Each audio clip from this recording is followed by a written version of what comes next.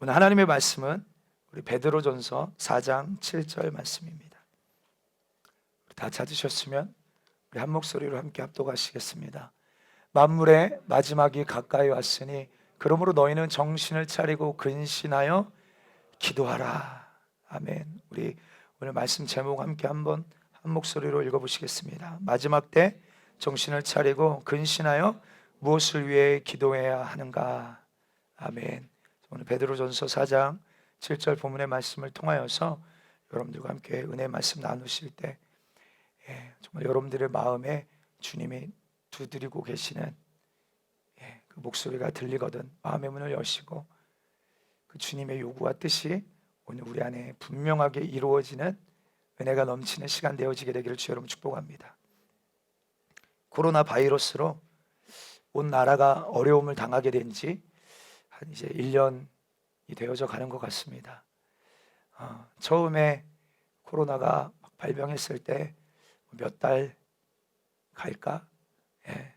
쉽게 생각했죠. 메르스나 그 전에 있었던 질병들을 생각하면서 쉽게 잡힐 거라고 생각했는데 예상 외로 오히려 지금 1년이 지난 지금 우리나라에서 지금 하루에 확진자가 1000명이 넘는다고 지금 발표하면서 3단계로 가겠다 이런 지금 발언들을 하고 있습니다.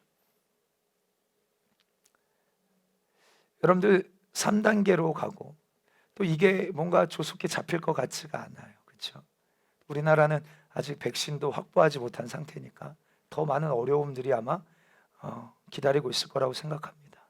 많은 사람들이 이 시기에 직장을 잃기도 하고 많은 가게들이 문을 닫고 경제적인 어려움을 호소하면서 여기저기에서 들려오는 이 아우성 소리, 고통의 비명 소리를 우리가 사실은 들을 수 있습니다.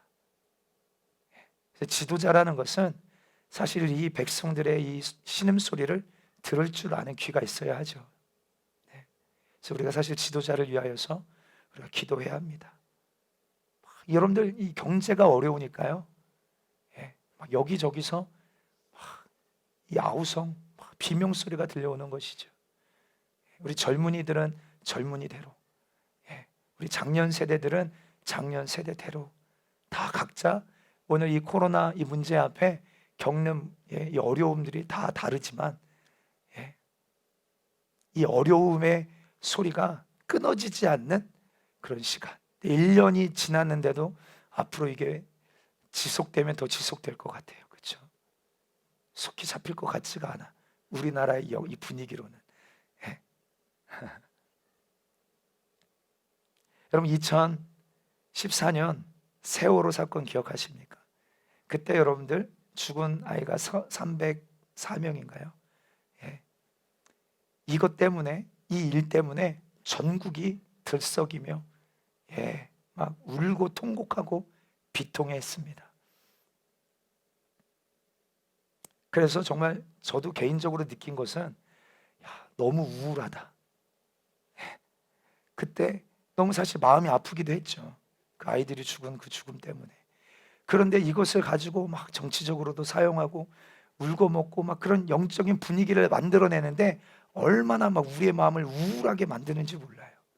아직도 막 그 몇 주기 하면서 그 영을 계속 불러오잖아요. 그런 울부짖는 소리, 비명 소리가 들려옵니다. 그런데 사랑하는 성도 여러분들, 우리 주님이 다시 오실 때, 여러분들 모든 성경은 모든 예언과 성취로 되어져 있어요. 우리가 말씀을 볼 때 예언과 성취로 확인하며 보면 너무나도 하나님의 말씀이 분명하구나, 확실하구나. 그리고 이제는 어떤 예언이 남아있고 어떤 성취가 기다리고 있는가, 이것을 알 때 우리가 이 성경의 시간표 속에 우리의 이 타임라인이 지금 어디에 있는지 우리는 분명하게 알 수 있습니다.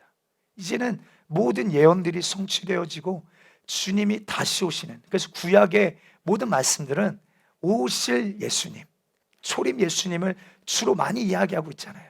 신약은요, 오신 예수님과 다시 오실 예수님을 우리에게 이야기하고 있습니다. 이 예언들이 성취되어져 가면서 이제 다시 오실 예수님, 그러니까 우리의 모든 관심사가요, 사랑하는 성도 여러분들, 예수님의 재림에 초점이 맞춰져 있어야 합니다. 그날 나는 어떤 자가 되어야 될 것인가? 예. 어떤 자가 되어야 될 것인가? 주님 오시는 그날, 예, 그리스도 안에서 죽은 자들이 먼저 일어나고, 그리고 나서 살아남은 자들도, 그리스도 안에서 죽은 자들, 그러니까 이미 죽은 자들이에요. 그리스도 안에서 죽은 자들이 먼저 일어나서 공중으로 끌어올려지고, 그 다음에 이 땅에 살아남은 자들이 그들과 함께 구름 속으로 끌어올려 공중에서 주님을 영접하게 될 것이다. 우리 데살로니가 4장 16절 17절 함께 읽어볼까요? 시작. 주께서 호령과 천사장의 소리와 하나님의 나팔 소리로 친히 하늘로부터 강림하시리니 그리스도 안에서 죽은 자들이 먼저 일어나고 그들과 함께 구름 속으로 끌어올려 공중에서 주를 영접하게 하시리니 그리하여 우리가 항상 주와 함께 있으리라. 아멘. 오늘 이 예언의 성취가 기다려지고 있습니다. 주님 반드시 다시 오십니다. 속히 오십니다. 여러분들 정말입니다. 그래서 우리가 여기에서, 이 땅에서 주님 만나는 거 아니에요. 공중에서 주님을 만나게 될 것입니다. 근데 이런 많은 신학자들 전천년설, 후천년설, 역사적 전천년설, 그래서 우리가 환란을 통과하느냐 마느냐, 예, 그 전에 휴거가 되느냐 안 되느냐, 이거 갖고 논쟁이 사실은 많죠. 그렇죠? 예. 근데 중요한 것은 주님 다시 오신다는 거예요. 예. 예. 물론 그 시기와 때를 우리가 분명하게 알 수는 없어요. 그러나 분명한 건 뭐예요? 주님 다시 오신다는 거예요. 그리고 그때가 가까이 올 때 어떤 일이 일어나는지를 주님이 구체적으로 언급해 놓으셔서 그게 징조라고 합니다. 너희가 이런 일을 볼 때 인자가 곧 가까이 문 앞에 이른 줄 알라. 이런 일을 보거든. 근데 너무나도 신기하게 말씀하신 대로 지금 우리의 모든 역사가 이루어지고 있어요. 그럼 오늘 우리가 읽었던 이 데살로니가 4장, 주님이 다시 오시는, 강림하시는 이 사건, 어떤 사람은 이제 무슨 말도 안 되는, 이렇게 여길지 모르지만, 여러분들 주님 오시는 그날요, 주님이 공중으로 오시는 그날, 이걸 휴거라고 말하는데, 주님의 이 천사장의 나팔 소리와 함께 이 끝에서 저 끝까지 주님이 택함 받은 자들을 다 끌어올려 공중에서 주님을 만나게 되는데, 그때예요. 그때 아까 여러분들 이 땅에 지금 먹고 사는 문제 때문에 비명소리가 들려오고, 경제적인 어려움 때문에 비명소리가 들려오고, 직장이 또 하던 모든 경제 활동이 또 사업이 망해서 막 비명소리가 들려, 이거는 비명소리에 축에 끼지도 못하는 것입니다. 여러분 주님 오시는 그날 들림받지 못한, 다시 말해서 이 땅에 남아있는 자들이 애곡하리라 라고 말하고 있어요. 여러분 이 땅에 남아있는 모든 사람들이 이 사실을 다 목도하게 될 것입니다. 주님이 공중으로 강림하시는 것, 그리고 택함 받은 자들이 다 공중으로 끌어올려 주님을 만나게 되는 이 모든 사건을 이 땅에 남아있는 모든 이들이 다 보게 될 것이고, 그를 찌른 자도 보게 될 것이고, 그리고 남은 자들은 다 애곡하게 될 거예요. 우리 한번 말씀으로 확인해 보시겠어요? 계시록 1장 7절 시작. 볼지어다 각 사람의 눈이 그를 보겠고 그를 찌른 자도 볼 것이요 땅에 있는 모든 족속이 그로 말미암아 애곡하리니 그러하리라. 아멘. 아멘. 이 애통함, 한번 여러분 기억해 보시죠. 민수기에 보면 12명의 정탐꾼들이 가나안 땅을 보고 옵니다.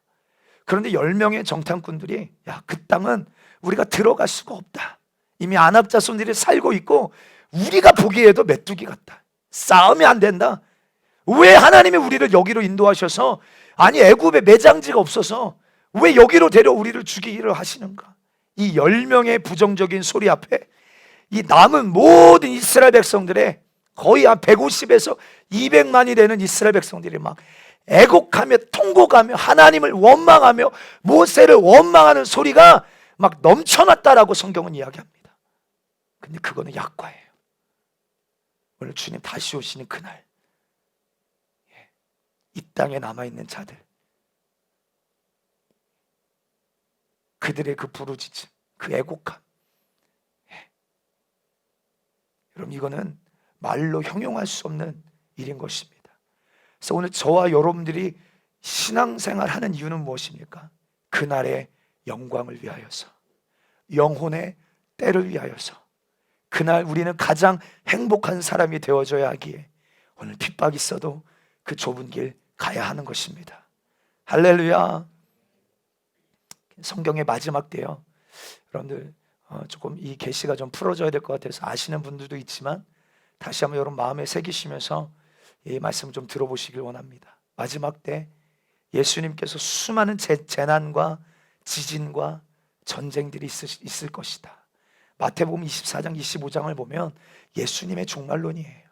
그래서 이때 주님이 어떤 일이 일어날 것인지를 구체적으로 설명해 놓으셨죠.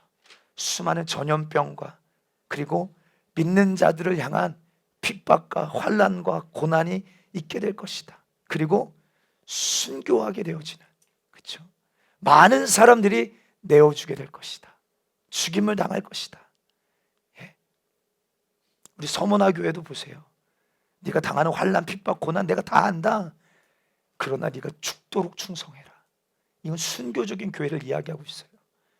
예. 그런데 여러분들 통계상이요, 1년에 예수 믿는 이 믿음 때문에 순교하는 수가 여러분 얼마 정도 될까요? 한번 여러분 추측해 보세요. 전 세계적으로 1년에 통계를 내보니까 1년에 예수를 믿는 믿음 때문에 순교하는 수가 여러분 얼마 정도 될까요? 약 16만 명 정도가 된다고 합니다. 굉장히 많죠. 16만 명이요. 16만 명. 별로 놀라지도 않으시는 것 같아요. 16만 명.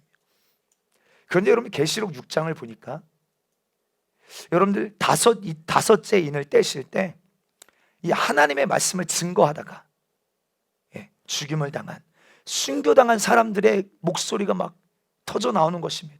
그들이 막 외쳐대는 거예요. 주님, 언제까지 기다려야 합니까? 땅에 사는 자들을 심판하심이 언제까지입니까? 우리를 죽인 이 원수를 언제 갚아주시렵니까? 계시록 6장 9절 10절 한번 읽어볼까요? 시작. 다섯째 인을 떼실 때 내가 보니 하나님의 말씀과 그들의 가진 증거로 말미암아 죽임을 당한 영혼들, 이거 순교의 예수를 믿는 믿음 때문에 순교당한 사람들을 이야기하는 것이죠. 그 영혼들이 계속 있습니다. 제단 아래에 있어 큰 소리로 불러 이르되 거룩하고 참되신 대주제여, 땅에 거하는 자들을 심판하여 우리 피를 갚아주지 아니하시기를 어느 때까지 하시려 하나이까 하니. 아멘. 그들이 외쳐내는 어느 때까지입니까? 이들을 심판하심이 어느 때까지입니까? 그런데 하나님께서 그들에게 흰 두루마기 예복을 한 벌씩 나누어 주시면서 뭐라고 말씀한 11절입니다. 함께 했습니다. 시작. 각각 그들에게 흰 두루마기를 주시며 이르시되 아직 잠시 동안 쉬되 그들이 동무 종들과 형제들도 자기처럼 죽임을 당할 그 수가 차기까지 하시더라. 아멘. 아멘. 그러니까 언제까지 참아야 된다. 때가 있는데 주님이 다시 오시는 이 종말의 끝이 오는 때가 있는데 언제입니까? 순교자의 수가 차는 이 때가 있다는 거예요. 순교자의 수가 차는 그때까지 기다려라는 것입니다. 그때까지. 사실 전 세계에서 우리 마태복음 24장을 보면요, 징조라고 말씀하시면서 세상 끝날에 이런 일이 일어날 것이다. 전쟁과 기근과 지진과 전염병, 교회 안에 일어나는 배교의 사건들. 사실 그런데요, 이것은 과거에도 많이 일어났던 사건들이에요. 그렇죠? 과거에도 있었던 사건들입니다. 그런데 이 때를 설명할 때 이 산고의 고통이라는 표현을 써요. 산고의 고통. 여러분들 우리 아기를 낳아보신 우리 어머니 세대들은 아시잖아요. 그 주기가 어때요? 그 아기가 나올 때쯤 되면 이 막 고통의 주기가 오잖아요. 안 나보셨어요? 주기가 오잖아요. 근데 처음에는 어떻습니까? 띄엄 와요. 그런데 아기가 나올 때쯤 되면, 예정이 있으면 잘 들어야 돼. 나올 때쯤 되면 그 주기가 짧아지죠. 그래서 병원에서도 막 죽겠는데, 아파서 죽겠는데 그 주기가 어느 정도인지 체크해 보라고 말합니다. 그래서 몇 분이더라? 기억이 안 나네. 5분인가 그 주기로 짧아지지 않으면 아직 오지 말라고 해요. 아직 나올 때가 아니니까. 그래서 어플도 그런 어플이 있잖아. 그렇죠? 그 주기, 그 고통 주기 체크하는 어플이 있어요. 예? 그런데 그 산고의 고통처럼 이런 일들이 예전에도 있었는데 그 주기가 점점 짧아지는 것처럼 오늘 이런 일들이 계속 더 이제 주기가 계속 나타나는 것입니다. 그런데 이런 결정적인 징조 중에 하나가 뭐냐면 이스라엘의 회복이에요. 이스라엘의 회복. 이스라엘의 복음이 다시 들어가는 것이 너무나도 중요한 증거입니다. 이 무화과 나무의 비유를 말씀하시면서 너희가 이 일을 보거든 딱 꼭 집어서 너희가 이 무화과 나무의 비유를 보고 그 가지가 연하여지고 잎을 내는 것은 여름이 가까운 줄 아는 것처럼 이 무화과 나무는 이스라엘을 상징하거든요. 이스라엘에게 복음이, 그들이 얼마나 완악합니까? 복음이 절대로 안 들어가. 예수를 안 믿어요. 그런데 그들의 믿음, 그들의 마음의 문이 녹아지고 복음이 들어가는 게 너무나도 중요한 증거라 말씀하시면서 이 일을 볼 때 인자가 어느 정도냐면 가까이 문 앞에 이른 줄 알라. 사인을 주셨다 이 말이에요. 그럼 여러분 한번 생각해 보세요. 마귀의 입장에서 오늘 우리를 그냥 내버려 둔다면, 왜냐하면 우리 막 7년 환난을 두고 전천년서 후천년서 역사적 전천년서에서 핍박이 없이 우리는 휴거된다, 우리는 핍박을 돌파하고 휴거된다 막 썰이 많으니까요. 우리는 말씀대로 믿어야 될 줄 믿습니다. 만약에 마귀가 핍박하지 않고 내버려 둔다면요, 이 천국 복음이 땅끝까지 전파되어질 것이고 끝은 올 것입니다. 그러면 반대로, 그래서 마태복음 24장 한번 다 여러분 확인시켜 드릴게요. 이 천국 복음이 모든 민족에게 증언되기 위하여 온 세상에 전파되리니 그래야 끝이 오리라. 예수님이 오시기 위해서 조건들이에요. 성취되어져야 할 약속들입니다. 그냥 마귀가 그냥 우리 내버려 두면요, 땅끝까지 복음이 더 빨리 확산될 것입니다. 그러니까 우리의 사명은 핍박이 있든 없든 주님 다시 오시는 일에 앞장서야 될 줄 믿습니다. 그 일은 영혼 살려내는 일이고 때를 얻든지 못 얻든지 복음 전하는 일일 줄 믿습니다. 아멘. 근데 만약에 반대로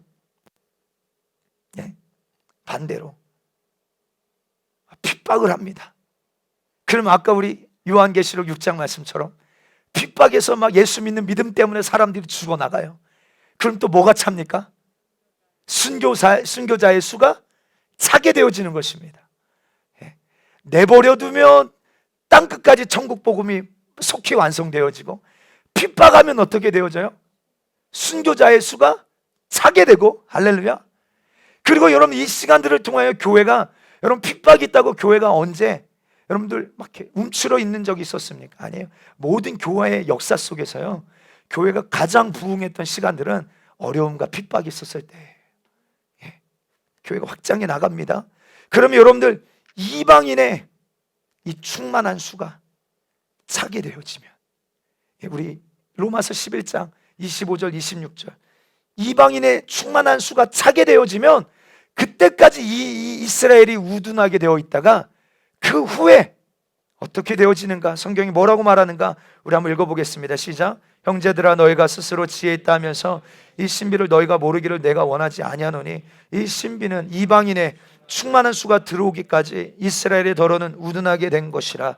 그리하여 온 이스라엘이 구원을 받으리라. 기록된 바 구원자가 시온에서 오사 야곱에게서 경건하지 않는 것을 돌이키시겠고. 아멘. 아멘. 아멘. 그러니까 마귀는요 진퇴양난인 것입니다. 이래도 예수님 다시 오실 수밖에 없고, 이렇게 방해해도 예수님 다시 오실 수밖에 없어요. 핍박해도 가만히 내버려둬도 어떻게 할 수가 없는 거예요.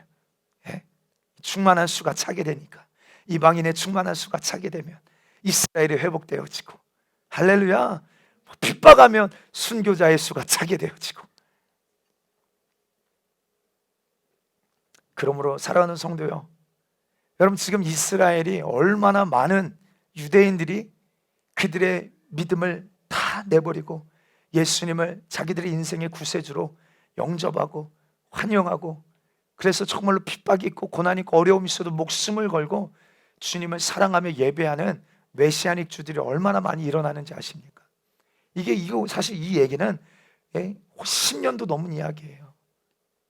얼마나 많은 부흥이 이스라엘 땅에 일어나고 있는지 아십니까?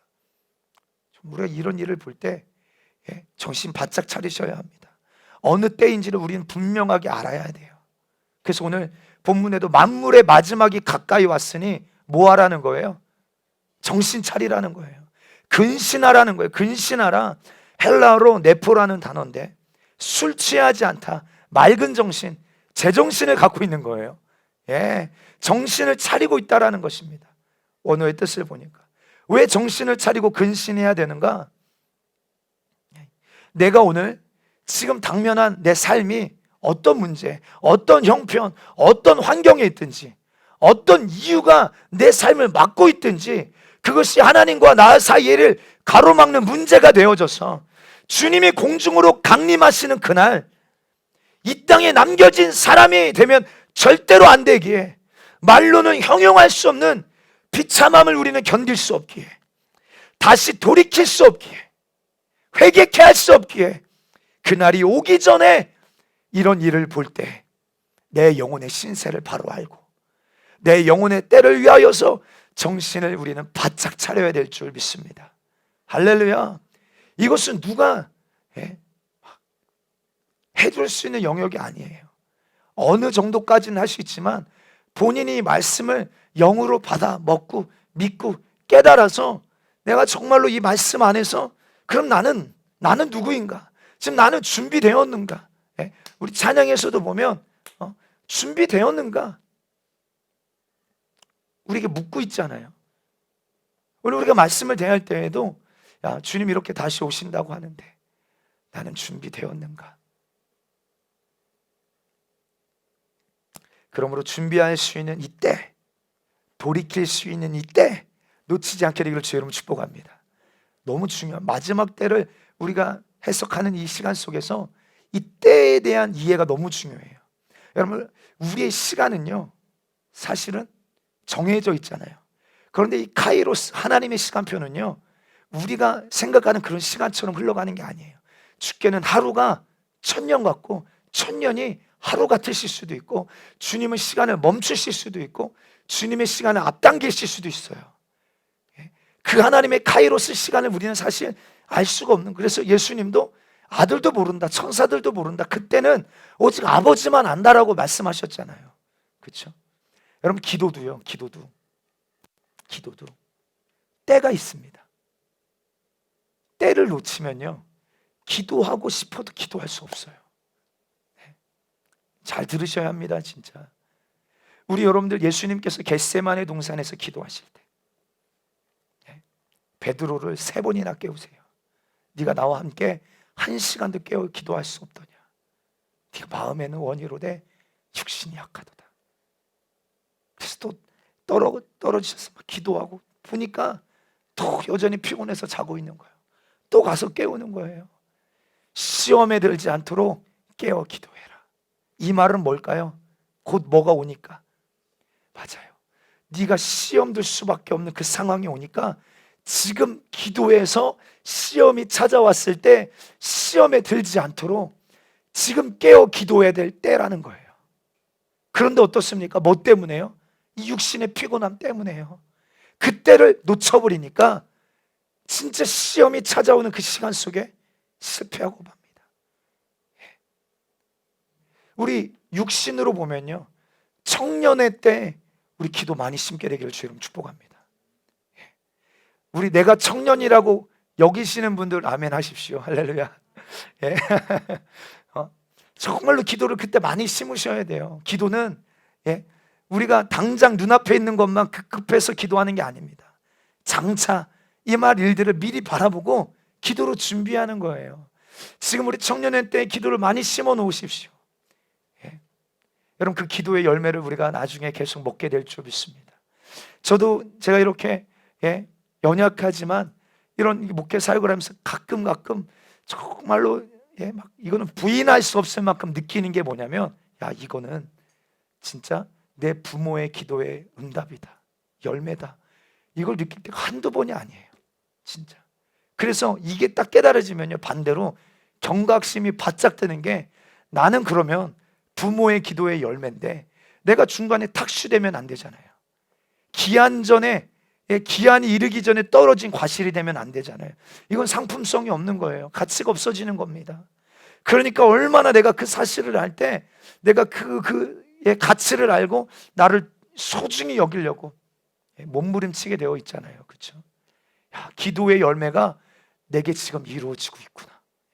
한두 번 느낄 때가 아니에요. 여러분, 지금 늦지 않았어요. 여러분, 부지런하게 우리 자녀들을 위하여 기도를 심게 되기를 축복합니다. 할렐루야. 우리 가정을 위하여, 내 영혼의 때를 위하여 기도를 심게 되기를 주 여러분 축복합니다. 회개도요, 때가 있어요. 때가.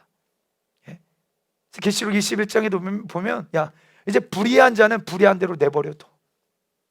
때가 끝났어요. 이제 의롭게 행하는 자는 끝까지 의롭게 행하고 은혜의 때가 끝나는 시간이 온다, 이 말이에요. 우리 예레미야를 보면요, 예레미야 14장에 보면 이제는 끝났어요. 하나님께서 예레미야를 통하여서 얼마나 그 애절한 마음, 예레미야만 말했습니까? 이사야를 통해서도 말하고, 미가 선지자를 통하여 말하고, 하박국 선지자를 통하여서도 말하고, 호세아를 통하여서 얼마나 주님의 마음이 어떠한지를 당신의 백성들에게 호소하듯이. 여러분, 한번 생각해 보세요. 지금 누가 간절해야 됩니까? 죽게 된 사람이 간절해 하잖아요. 그렇죠? 살려고 죽게 된 사람이 간절해야 되는 거 아니에요? 근데 누가 더, 성경을 보면 누가 더 간절하냐면 살려주고 싶은 주님의 마음이 더 간절해요. 근데 우리는 실제적으로 해요. 물에 빠진 사람보다 물에 빠진 사람을 건져주고 싶은 사람의 마음이 더 간절한 거예요. 팔이 동동으로 막, 저 사람 죽으면 안 되는데 어떻게 살려내야 되지? 이 마음이 간절하잖아요. 그래서 우리가 막 예언서를 볼 때 그 주님이 얼마나 이스라엘을 사랑하시는지, 얼마나 회개케 하고 돌아오게 하기를 원하시는지를 애절하게 느껴요. 애절하게. 그렇죠? 그런데 이 예레미야 14장을 보면 그때가 이미 이제 끝나버리, 심판이 확정되어져 버렸다, 이 말이에요. 우리 한번 14장 10절로 12절 말씀 한번 읽어볼까요? 시작. 여호와께서 이 백성에 대하여 이같이 말씀하신, 그들이 어그러진 길을 사랑하여 그들의 발을 멈추지 아니하므로 여호와께서 이제 그들의 죄를 기억하시고 그 죄를 벌하시리라 하시고, 여호와께서 또 내게 이르시되 너는 이 백성을 위하여 복을 구하지 말라. 그들이 금식할지라도 내가 그 부르짖음을 듣지 아니하겠고, 번제와 소제를 드릴지라도 내가 그것을 받지 아니할 뿐 아니라 칼과 기근과 전염병으로 내가 그들을 멸하리나. 아멘. 또 쉽게 말씀드리면 뭐예요? 그들이 나를 떠나 오히려 죄악으로 달려가는 길을 더 사랑하고, 그들의 발걸음을 멈추지 않고, 아무리 야 거기로 가면 안 돼, 거기로 가면 낭떠러지야, 죽어, 멈춰, 아무리 외쳐대도 그 발걸음을 멈추지 않고, 다시 말해 죽기로 작정했다, 이 말이에요. 진리의 사랑을 받아들이질 않는 거예요. 그래, 그럼 나도 그들의 죄를 기억하겠다. 은혜가 뭡니까?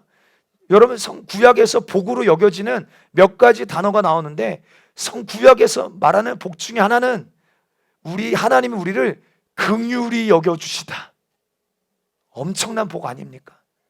주님이 내 죄를 기억하시고 그 죄를 따지기 시작하면 우린 다 죽어야 돼요.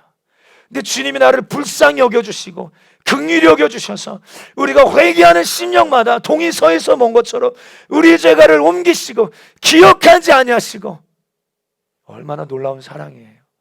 그런데 기억하시겠다는 거예요. 너의 그 죄를 내가 기억하겠다. 그 죄에 대하여 내가 갚아주겠다, 벌하겠다. 그러므로 너는 이 백성을 위하여, 축복을 위하여 기도하지 마라. 이들이 금식하며 기도할지라도, 아무리 불에 태워 바치는 번제, 곡식을 태워 바치는 소제, 아무리 드려봐라 내가 받지 않으리라. 전쟁과 기근과 전염병을 그들에게 보내 그들을 없애버리겠다. 여러분, 하나님이 이렇게 말씀하신 게 농담입니까? 겁주려 하심일까요? 아니에요. 말씀대로 이스라엘 백성들이 그렇게 멸망당하게 됩니다. 여러분, 우리는 이런 하나님을 보면서 때로는 이렇게 생각할 수 있어요. 하나님 너무 잔인하신 것 아니야? 여러분들, 갑자기 주님이 이렇게 하신 게 결코 아니라는 거예요. 수없이 많은 기회를 주시면서, 주님께서 수없이 많은 당신들의 종들을 보내시면서 깨우시고 너에게 무엇을 막 콕콕콕 집으면서 이것 때문이다, 이것 때문이다, 이것 때문에 네가 지금 진노의 불이 너의 머리에 있다, 이거를 회개해야 된다, 이것 때문이다, 이것 때문이다, 구체적으로 깨닫게 하시고 돌아와라, 돌아와라, 이제라도 늦지 않았다, 돌아와라. 여호와께로 돌아오자. 그가 우리를 찢으셨지만 도로 싸매어 주시고 회복시켜 주실 분도 주님밖에 없다. 지금 주님이 우리를 버리신 것 같으나 이제라도 늦지 않았다, 돌아가자, 여호와께로 돌아가자. 그런데 그들이 듣지 않는 것입니다. 아무리 외쳐도 듣지 않는, 그래서 망한 거예요. 우리 이야기를 예수님도 말씀하세요. 마태복음 23장에 보면 37절 38절 함께 했습니다. 함께 했습니다. 예루살렘아 예루살렘, 선지자들을 죽이고 내게 파송된 자들을 돌로 치는 자여, 암탉이 그 새끼를 날개 아래로 모음같이 내가 내 자녀를 모으려고 한 일이 몇 번이더냐. 그러나 보라, 너희 집이 황폐하여 버려진 바 되리라. 아멘. 아무리 많은 기회를 주시고 많은 선지자들을 보내셔서 회개할 기회를 허락하셔도 결국엔 그들이 그 회개할 수 있는 때를 놓쳐버렸다 이 말이에요. 네. 여러분, 우리 부모와 자식과의 관계에서도요, 처음에 그 죄가 딱 드러날 때 빨리 인정하고 잘못했어요 시인하고 나가면 덜 혼납니다. 그렇잖아요. 그런데 어때요? 끝까지 우기는 거야. 안 했다고 끝까지 우기면 어때요? 처음에는 그냥 물어본 거야, 그냥. 그런데 이 녀석이 거짓말을 하네. 그냥 나는 물어본 건데, 아빠가 그냥 물어본 건데 대답을 정직하게 하지 않고 거짓말로 답해. 진짜니? 여기에서 빨리 잘못했어요 주님, 잘못했어요 아빠. 그러면 덜 혼난다니까요. 그럼 멀리 가지 않아도 돼. 그런데 어떻습니까? 끝까지 안 했다고 우기기 시작하는 겁니다. 끝까지 자기를 변호하고 변명하고 스스로 이제 거짓말에 속을 만큼, 그러면 이제 힘들어지는 거죠. 그럼 주님과의 관계도 사실 그런 것입니다. 기회를 놓쳐버렸어요. 그런데 그 전에 주님께서 이런 말씀하시죠. 거짓 선지자들의 말을 믿지 마라. 예레미야에게 너희가 성전에 들어가는 자에게 이렇게 말해라. 예레미야 7장 4절에 너희는 이것이 여호와의 성전이라, 여호와의 성전이라, 여호와의 성전이라 하는 거짓말을 믿지 마라. 다시 말해서 그들이 하나님께서 미워하시는 온갖 악을 삶에서 계속 행합니다. 그렇죠? 하나님께서 싫어하시는 죄만 골라서 해요. 그런데 이 하나님의 법궤가 있는 성전이 우리와 함께 있기 때문에 우리는 안전하다, 우리는 망하지 않는다라고 굳게 믿고 있는 거예요. 그래서 성전으로 들어가는 그들을 향하여 예레미야가 뭐라고 말하게 하는 거예요? 이것이 여호와의 성전이라, 이것이 여호와의 성전이라, 이것이 여호와의 성전이라 하는 거짓말 믿지 마, 믿지 마. 그래서 여러분들, 하나님께서 그들을 그들의 죄악을 심판하시려고 블레셋을 일으킵니다. 그리고 전쟁을 일으키세요. 근데 전쟁에서 지는 거야, 실패하는 거야. 빨리 깨달아야 되잖아요. 이유가 있으니까. 근데 이유를 못 깨달아. 그리고 야, 우리가 법궤 안 갖고 갔어, 법궤 가지고 가자. 꼭 법궤를 부적 다루듯이, 그렇죠? 법궤 갖고 갑니다. 근데 이겼을까요? 아니야. 법궤마저 빼앗기고 제사장까지 다 죽어버리고 말잖아요. 여러분들, 법궤는 하나님의 임재를 상징합니다. 그런데 이들이 계속 하나님을 떠나니까요, 아무리 하나님의 법궤라 할지라도요, 하나님의 성전이라 할지라도 내가 실로를 택하여서 여기서 내가 너희를 만나주겠다, 아무리 주님이 뜻을 정하셨어도 이스라엘이 자꾸 악을 행하며 하나님을 떠나니까 하나님도 그들을 떠나시는 거예요. 우리 시편 78편 59절 60절에 하나님이 들으시고 분내어 이스라엘을 크게 미워하사 사람 가운데 세우신 장막 곧 실로의 성막을 떠나시고. 그런데 그 당시에 거짓 선지자들은 뭐라고 가르쳤다고요? 우리 가운데 성전이 있기에 우리는 절대 망하지 않는다, 우리는 절대 망하지 않는다. 오늘 꼭 야, 이렇게 배도해도 배도라고 말하지도 않죠. 야, WCC, 야, 이런 이거는, 예? 우리 신앙과는 별개야. 신학적인 문제야. 이거는 우리의 상관이 없어. 괜찮아. 안전해. 평안하다. 네? 너 이 정도 해도 괜찮아. 하나님 너의 마음의 중심 다 아시니까. 그렇게 살 수 없는 너의 형편과 처지와 상황 하나님이 이미 다 알고 계셔. 괜찮아. 안전해. 오히려 구원의 확신만 주지, 그들에게 이 자기의 영적인 문제를 깨닫고 회개할 기회를 완전히 상실하게 만드는 이 거짓 선지자들의 외침이 있었다는 것입니다. 그래서 7장 8절에 보면, 보라, 너희가 무익한 거짓말을 의존하는도다. 자기의 영혼의 때 아무런 유익을 주지 못하는 거짓된 말만 믿고 있다는 거예요. 사랑하는 성도요, 우리가 정말로 주님 다시 오심이 가까움을 알고 우리가 말씀을 대할 때마다 내 안에, 내 심령 가운데 말씀 앞에 찔림이 있다면 은혜입니다. 기회입니다. 하나님의 관심이에요. 아멘 좀 하면 좋겠어요. 여러분, 이 시대의 비극이 뭡니까? 진짜 이 시대의 비극은요, 이 양심의 찔림, 이거는 이 일반 사람들의 양심 찔림이라면 우리 예수 믿는 사람에게는 이 신앙 양심의 찔림을 하나님이 주셔. 이 은혜라니까요. 기회이거든요. 하나님 나를 여전히 포기하지 않고 계시다는 관심사거든요. 그런데 이 찔림을 뭐 하려고 하냐면, 이거 들고 주님 앞에 나아가기만 하면 끝나요. 자유케 되어져요. 해방되어져요. 그런데 이 찔림을 무마하려고, 그렇죠?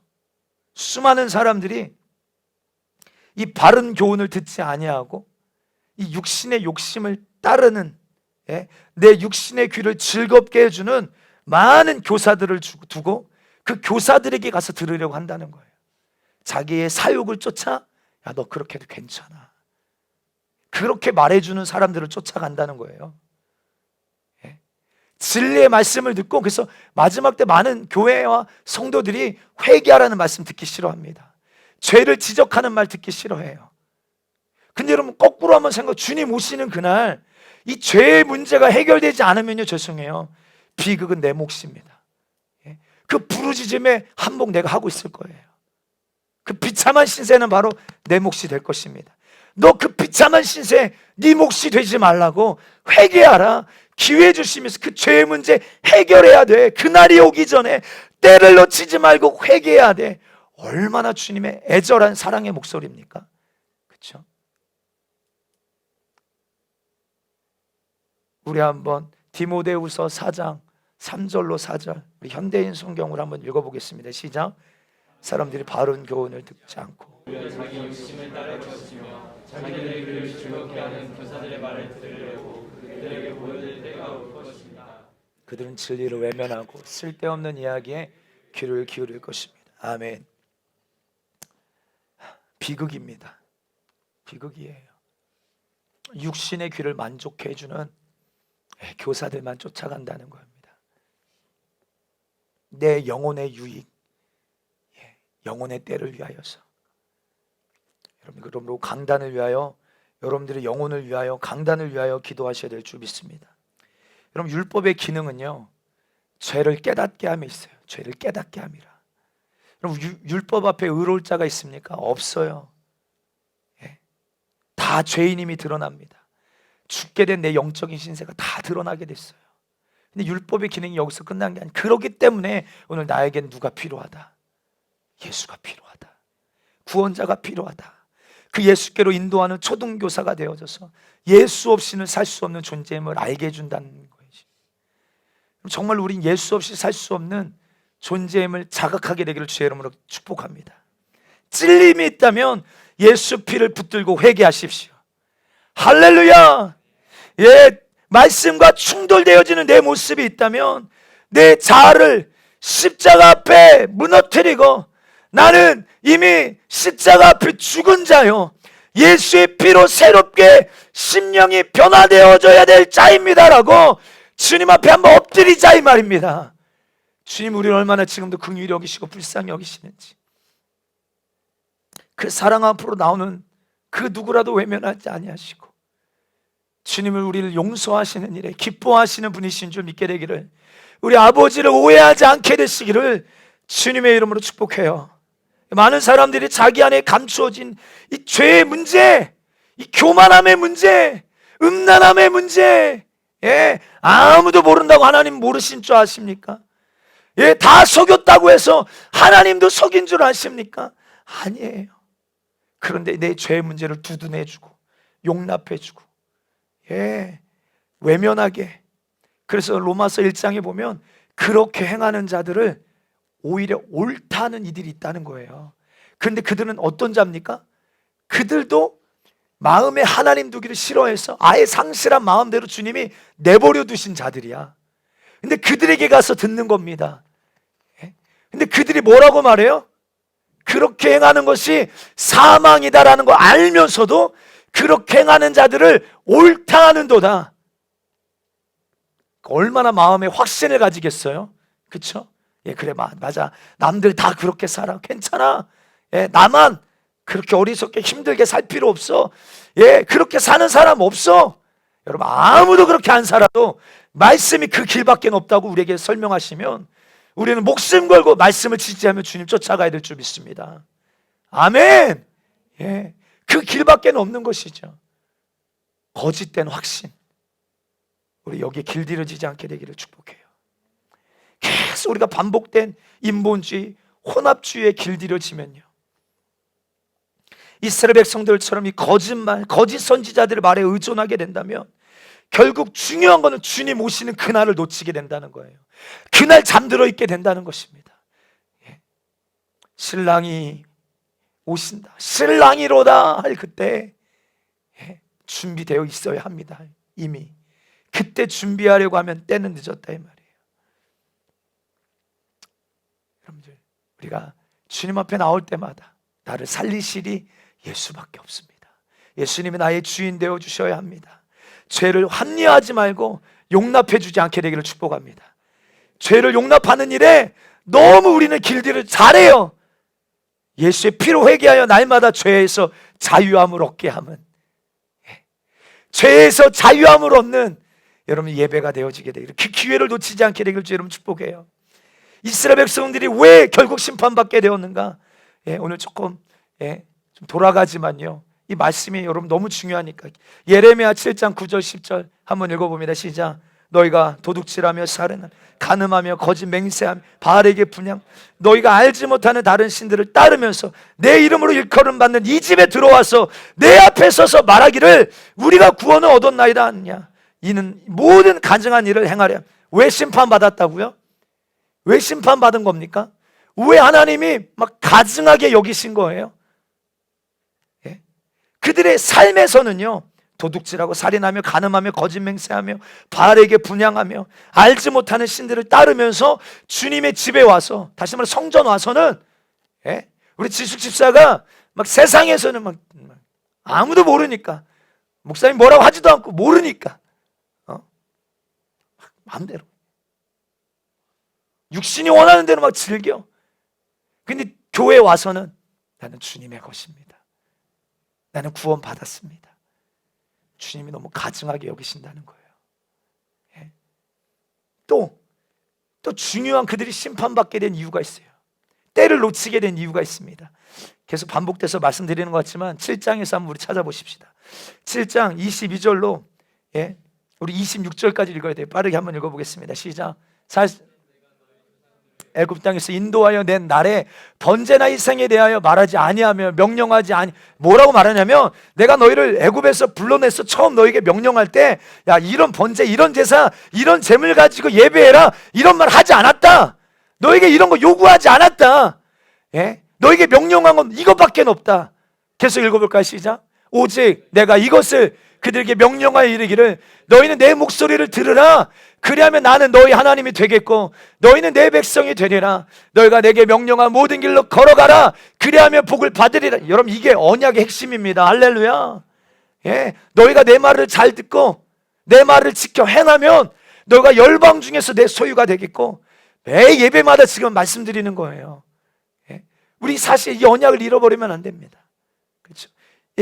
그러면 복을 받는다는 겁니다. 그런데 보십시오. 그들이 어떻게 했나? 시작. 그들이 순종하지 아니하며 귀를 기울이지도 아니하고 자신들의 악한 마음에 죄와 완악한 대로 행하여 그 등을 내게로 돌리고 그 얼굴을 향하지 아니하였으며 너희 조상들이 애굽 땅에서 나온 날부터 오늘까지 내가 내 종 선지자들을 너에게 보내되 끊임없이 보내었으나 너희가 나에게 순종하지 아니하며 귀를 기울이지 아니하고 목을 굳게 하여 너희 조상들보다 악을 더 행하였느니라. 할렐루야. 이것 때문에 망한 거예요. 결국 이것 때문에 심판받게 된 겁니다. 야, 내가 다른 거, 야, 천천의 기름, 만만의 제사, 내가 이거 원하는 줄 아니? 내가 너에게 원하는 거는 오늘 정말로 너희가 내 말을 잘 듣고, 예, 그 주님의 목소리에 귀 기울이고 그 주님과 동행하는 것, 인자를 사랑하는 것, 이거 주님이 원하신다고 미가서에 이야기하고 있잖아요. 그렇죠? 이 사실을 놓치는 것입니다. 여러분들, 우리가 이 이스라엘 백성들이 과거에 있었던 이 사건은요, 오늘 마지막 때를 만난 우리를 깨우시고자 경고하고자 하시는 주님의 목소리가 담겨져 있습니다. 이들은 이런 영역 때문에 거짓된 소리를 듣고 거짓된 구원의 확신을 가지고, 예, 아무리 주님의, 예, 주의 종들이 회개하라, 돌아와라, 말씀의 언약이 무엇인지를 가르쳐줘도 듣지 않고 귀를 닫고 마음을 완악해 하여 그때를 놓치게 된 것처럼 오늘 마지막 때를 살아가는 우리도 동일한 이 어려움을 겪게 될 것이다. 그러면 우리는 주님의 재림이 가까이 왔다. 오늘 다시 이제 본문 내용 잠깐 이야기하고 이제 마치겠습니다. 예, 이 마지막 때가 가까이 왔어요. 그럼 우리가 주님 앞에 지금 뭘 위하여 기도해야 될까요? 예, 돈 주세요. 재정이 부족합니다. 자식이 속 썩여요. 남편이 아내가 힘들게 합니다. 이것 때문에 힘들어요. 저것 때문에 힘들어요. 여러분들, 이런 수준을 우리는 뛰어넘어서 주님이 오시는 그날 내가 이 땅에 발을 딛지 않고 여러분 정말로 주님과 함께 동행하는 자가 되어 있기를, 들림받는 그 현장에 내가 있어야 되기 위하여서, 예, 오늘도 주님과 동행하고자 힘쓰는 일에 우리는 오늘 기도하고, 그래서 어떤 사람이 오늘 본문에도 보면, 예, 주님 오시는 그날 살아있는 자가 되어 들림받게 되는가? 오늘 본문은 정신을 바짝 차리고 때를 놓치지 말고 무엇이 나를 죽이고 넘어뜨리는지 말씀 앞에 정신 바짝 차리고 뭐해라? 기도해라 말하고 있어요. 다시 말해서요, 사랑하는 성도에, 우리가 말세를 준비하며 기도하지 않는 사람은 죄송합니다, 들림받으리라는 보장이 없습니다. 제 이야기가 아니라 성경의 이야기예요. 이 사람은 결국 시험에 들 수 있는 확률이 너무나도 높은 사람입니다. 기도하지 않은 사람은 들림받을 확률, 죄송해요, 예, 어렵습니다 정말. 그런데 오늘 우리가 7절 읽었지만 8절에 4장 8절에 보면 뭐라고 이어서 말씀하시냐면, 함께 읽어볼까요? 시작. 무엇보다 뜨겁게 서로 사랑할지니 사랑은 허다한 죄를 덮느니라. 아멘. 여러분들, 말세에 또 하나의 경고를 하신 게 뭐예요? 말세에는 불법이 상호 성함으로 많은 사람들의 사랑이 식어지리라고 하셨어요. 그렇기 때문에 만물의 마지막이 가까이 올수록 근신하여 어디에 깨어 있어야 되냐면, 많은 사람들이 사랑이 식어져 가는데 우리가 이 일에 함께 동기화되어서 함께 이 일에 쫓아가서 너도 그런 자가 되지 말고 무엇을 위하여 기도해야 되냐면, 무엇보다 더욱 뜨겁게 사랑하는 자가 되기 위하여 기도해야 될 줄 믿습니다. 사랑하는 자가 되십시다. 예? 고린도전서 13장에도 보면 믿음, 소망, 사랑, 이 세 가지는 항상 있을 것이로되 그 중에 제일은 사랑이라. 너희가 천사의 말을 한다 할지라도 무엇이 없으면, 사랑이 없으면 아무것도 아니라. 할렐루야. 예? 사랑, 여러분들 은사가 나타나고 수많은 사역의 열매가 그런데요, 그 안에 사랑이 없으면 아무것도 아니래요. 제 말이 아니라 주님의 목소리인 것입니다. 사랑이 없으면요. 오늘 우리가 한 해를 돌아보면서 내 안에 정말로 주님이 원하시는 사랑의 분량이 내게 있는가? 여러분 이거 놓고 우리 기도하셔야 합니다.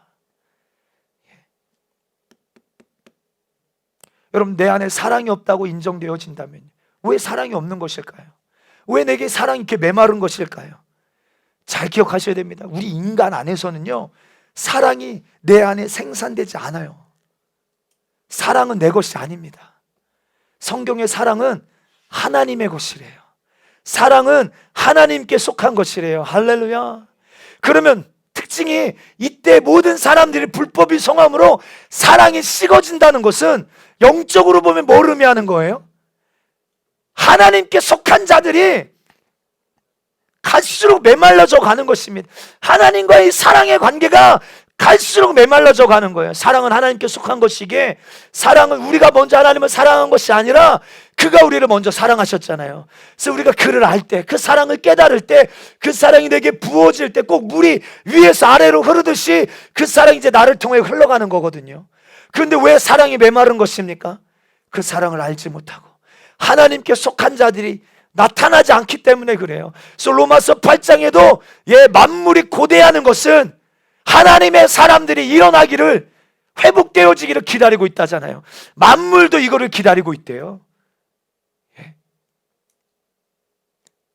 하나님께 속한 것인데 교회마저도 하나님께 속해 있지 않기에 사랑이 식어져. 제가 하나의 특징만 한번, 시대적인 징조 하나 말씀드려 볼까요? 우리 며칠 전에 조두순이 출두했어요. 아시죠?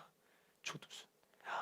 그 뉴스를 찾아보니까요, 나는 우리 사람들이 그렇게 정의로운 줄 몰랐어요. 얼마나 울분을 토하며 그 조두순이 타고 가는 차 위에 올라가서 막 발로 짓밟고 막 소리치고 막 울고 막, 야 우리 동네로 오면 안 된다 막, 야 난리더라고요. 난리. 왜요? 조두순이 행한 그 죄가 너무나도 악한 죄이기 때문에 그렇잖아요. 그렇죠? 그냥 잘 생각해 보세요.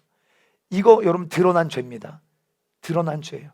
근데 우리 안에 드러나지는 않았지만 여러분 조두순만큼, 아니 어쩌면 그보다 더 잔인한 죄들이 우리 안에 계속 만들어지고, 그리고 이제는 이 죄가 아닌 것으로 포장되어지는 일들이 이루어지고 있는 것 여러분 느끼고 계십니까? 그 문제가 많은 것들이 있겠지만 낙태입니다.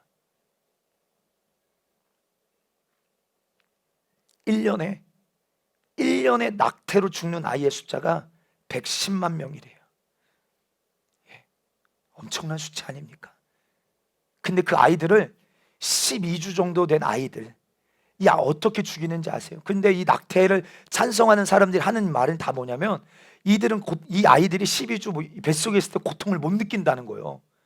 그런데 우리 그 언플랜드 영화를 보면 거기 내용에서 나오는 게 뭐냐면, 그동안은 다 초음파로 해서 이 의사가 감으로 막 넣어서 막 절단하고 빨아들이고, 그 두개골을 이렇게 찝는 걸로 머리를, 두개골을 박살내서 막 끄집어내고 막 걸러내는데, 이제 이 기술이 발달해서 이 아이가 어디에 있는지를 다 초음파로 확인하면서 이 아이를 막 이제 끌어내는 거예요.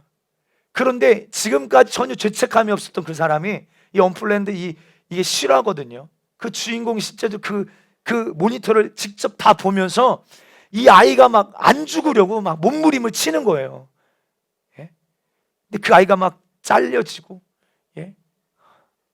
말로도 담기도 어렵습니다. 의사들도 얼마나 마음이, 그 사체를 쌓아놓고도 전혀 죄책감, 그냥 세포 덩어리 정도로만 여기는 거예요. 생명으로 여기지 않는 겁니다. 근데 그렇다고 쳐요. 여러분들, 인간 이 관계 가운데 가장 큰 사랑이라고 설명하는 게 모성애거든요. 모성애. 남이 내 뱃속에 있는 아이를 죽이겠다고 하면 끝까지 지켜야 되는데, 그것도 아니야. 부모가, 어미가 내 뱃속에 있는 아이를 죽이고 싶다는 거예요. 그 일을 합법화해달라는 것입니다. 얼마나 이 세상에 불법이 성함으로 사랑이 찍어져 가는지요. 모성애가 이 정도 될 정도면요, 말 다 한 겁니다. 지금 이 나라가 얼마나 하나님께 속하여 있지 않은지를 정말로 상징적으로 보여주는 사건이에요.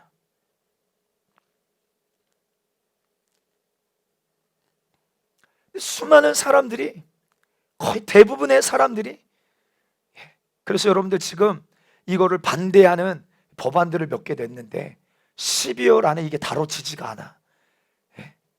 막아내려고 막 목소리를 내는 막아지지가 않아요. 그 안에 이 국회에서 이 입법회에서 이거를 좀 다뤄줘야 되는데 아예 이거는 아예 상에 올라가지도 않아요. 다뤄지지도 않아, 이 내용은 지금. 그래서 올해가 끝나면 이제 이게 합법화되게 생겼어요. 많은 사람들이 지금도 뭐 마음껏 하는데 이 법이 통과된들 만들 무슨 소용이냐라고 말해요. 아니에요, 여러분들. 이 가치가 없어지잖아요. 이 기준이 없어지잖아요. 정말로 이 가정의 모든 근간이 한순간에 이제 무너지는 그런 시간들이 지금 오고 있습니다. 정말 우리 깨어나서 다시 한번 우리부터요, 우리부터. 나도 모르는 사이에 그런 일, 정말 하나님이 애통해 하시는 일입니다. 북한의 2,500만의 영혼들이 굶어 죽고 맞아 죽고, 사상과 이념과 수많은 북한 정권과 적그리스 정권 뭔가 맞지 않으면 그냥 다 총살령이야. 왜요? 지금 그만큼 정권이 흔들리고 어렵기 때문에요. 공개 재판 딱 일어서 막 수만 명을 모여놔요. 그리고 그 죄목을 어린아이든 큰애든 상관없어요. 일일이 고하면 너희 이렇게 하면 본보기를 삼는 것이죠. 이렇게 우리 이 정권에 대들고 말 안 들으면 이렇게 죽일 거야. 100명이건 200명이건 300명이건 쏴 죽이는 겁니다. 이런 일들이 지금 그냥 자행되고 있어요, 북한에서. 이 시대 못 먹어서 죽는다는 게 말이 됩니까? 그런데 나무 뿌리도 긁어먹을 게 없었어. 그래서 여러분 가끔 북한에 대한 뉴스 나오면요, 산이 민둥산이야. 나무조차도 없어요. 그만큼 가난합니다. 근데 우리는 그들을 위해 울 줄도 모르잖아요. 제 이야기입니다. 사랑하는 성도요, 우리 더욱 정말 주님 사랑하기를 원하십니까? 정말 그 주님 사랑 알기를 원하십니까? 그 사랑 알기를 원한다면 먼저 우리 십자가를 바라보게 되시기를 주님의 이름으로 축복합니다. 우리가 먼저 주님을 사랑한 것이에요? 아닙니다. 우리가 어떻게 하나님의 사랑을 알게 되었습니까? 하나님이 우리를 어떻게 사랑하셨는지를 깨닫게 되어질 때 아는 거예요. 깨닫게 되어. 그래서 요한복음 3장 16절에 하나님이 세상을 이처럼 사랑하사 독생자를 주셨으니, 극적으로 우리를 얼마나 사랑하셨는지를 보여주는 극적인 장면이 예수님의 십자가 사건입니다. 이게 주님의 마음이에요. 우리를 향하신, 얼마나 사랑하시는지. 아들은 죽여도, 품속에 있는 아들은 죽여도 우리에게는 영원한 생명을 주기를 원하시는 그 간절한 그 아버지의 마음이 이 십자가를 바라볼 때마다 우리는 막 심장이 터질 듯 그 사랑이 깨달아지고 느껴져야 하는 것입니다. 그래서 예수님을 이 땅에 보내신 것도 모자라서 채찍에 맞게 하시고 그 모진 고통을 감당하게 하시며 십자가를 지게 하신, 이 십자가에 달리게 하신 이유는 무엇입니까? 단 하나예요. 오늘 저와 여러분들을 사랑하셔서. 우리가 이 마음을 진짜로 알게 될 때요, 진짜로. 지식 전달이 아닙니다. 저는 여러분들에게 지식 전달하고 싶지 않아요. 하나님의 마음을 여러분들이 오늘 예배를 통해 좀 깨닫고 그 마음을 품고 돌아가게 되기를 바랍니다. 우리가 이 주님의 우리를 향하신 그 사랑을 진짜로 알게 될 때, 내가 마땅히 매달려 죽어야 될 십자가인 거예요. 내가 마땅히 죽어야 될 그 십자가 앞에 내가 섰을 때, 이 십자가는 내 십자가예요. 사실 내가 죽어 매달려야 될 그 십자가입니다. 그러므로 그 십자가 앞에 섰을 때 내가 얼마나 큰 사랑을 받은 자인가를 우리는 그때서야 십자가 앞에 섰을 때 깨닫게 되어지는 거예요. 눈물이 흐를 수밖에 없는 것입니다. 회개할 수밖에 없어요. 그 십자가 앞에서 내가 어떤 존재인데, 이런 나를 어떻게 주님이 사랑하셨는지를 깨닫게 될 때 회개케 될 수밖에 없는 것입니다. 주님, 이제 내 삶은 내 게 아닙니다. 주님의 것입니다. 이런 고백을 내가 인위적으로 하는 게 아니라 그 사랑을 내가 경험하고 알 때, 내가 만날 때 나를 얼마나 사랑하셨. 나는 이렇게 더럽고 이렇게 말 안 듣고 그런데 나를 이렇게 끝까지 사랑하시나요? 하나님, 내가 무엇이 간데, 내가 무엇이 간데 하나님 나를 이렇게 사랑하십니까? 그 십자가 앞에 섰을 때, 그 아버지의 사랑에 부어질 때, 그제서야 그 사랑을 조금씩 우리는 알아가게 되어지는 것입니다. 우리 찬송가에 오늘 예배 끝나고 기도하고 이 찬양 주님 앞에 올려드리기 원하는데, 151장에 만왕의 왕 내 주께서 왜 고쳐 당했나, 이 벌레 같은 날 위해 그 보혈 흘렸네. 십자가 내가 처음 볼 때 나의 마음의 큰 고통 사라져. 오늘 믿고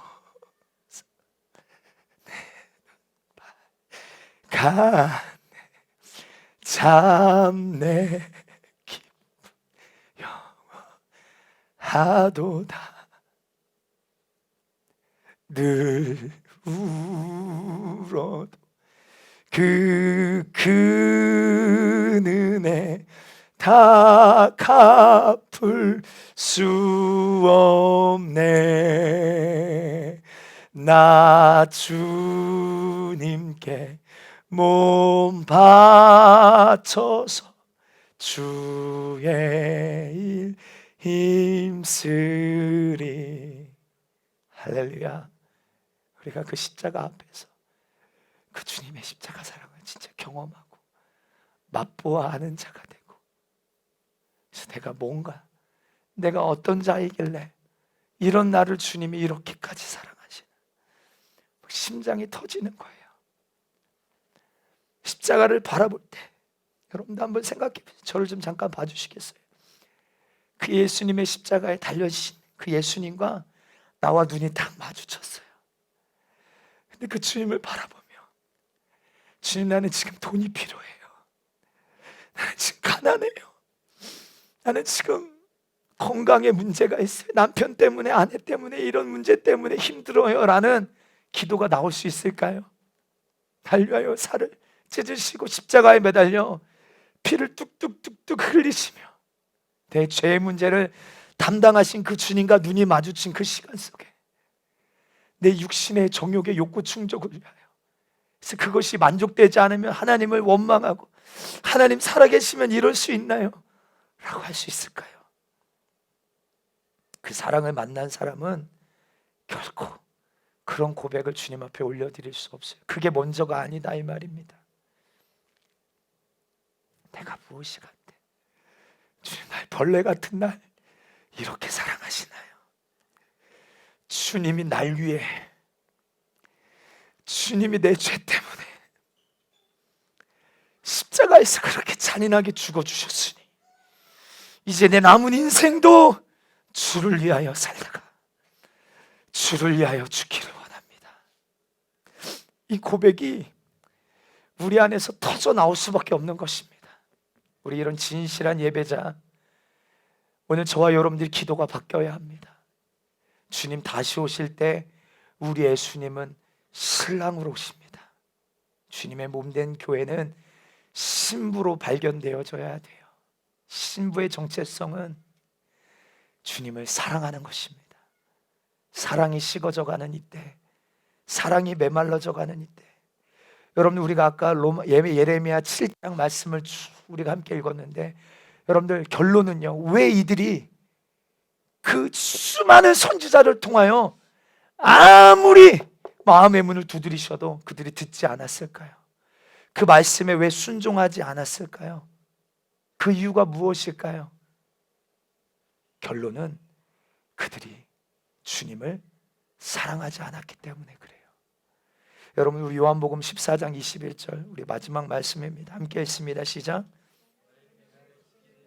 나를 사랑하는 자, 나를 사랑하는 자는 내 아버지께 사랑을 받을 것이요 나도 그를 사랑하여 그에게 나를 나타내리라. 아멘, 아멘, 할렐루야.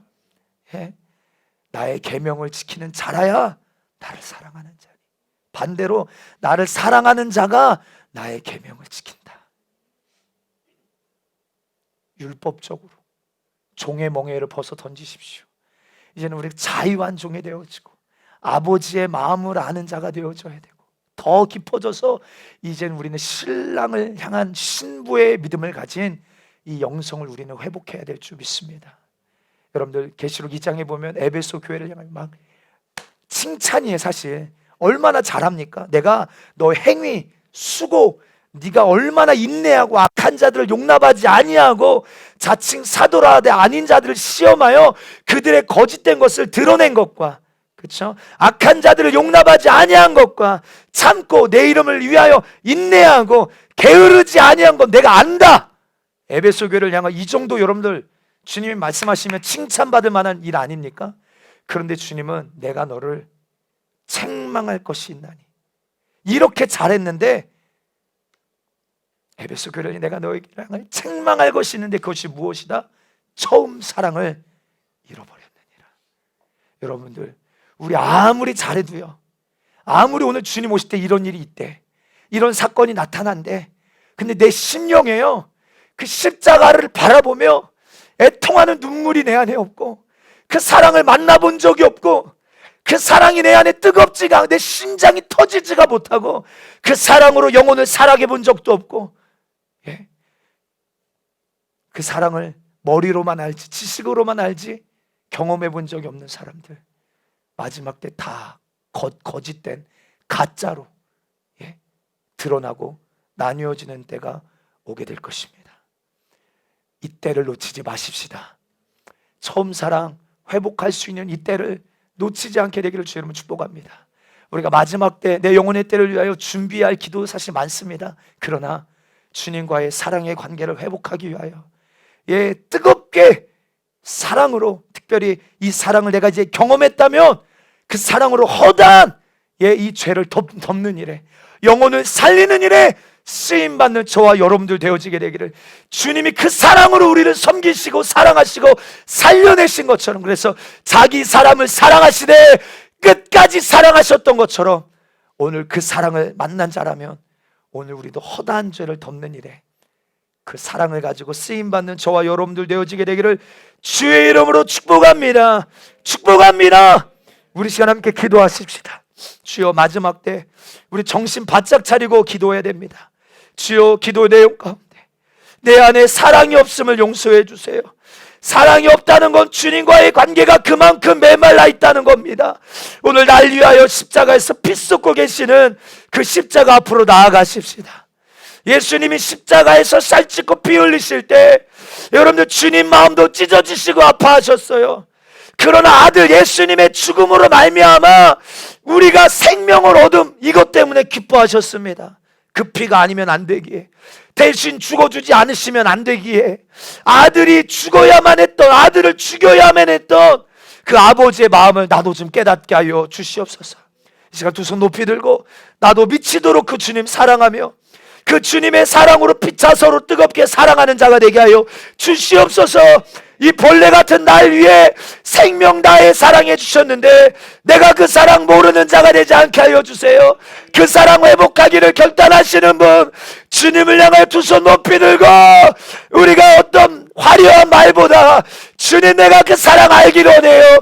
회복하기로 원해요. 주여, 산책하고 기도합니다. 주여!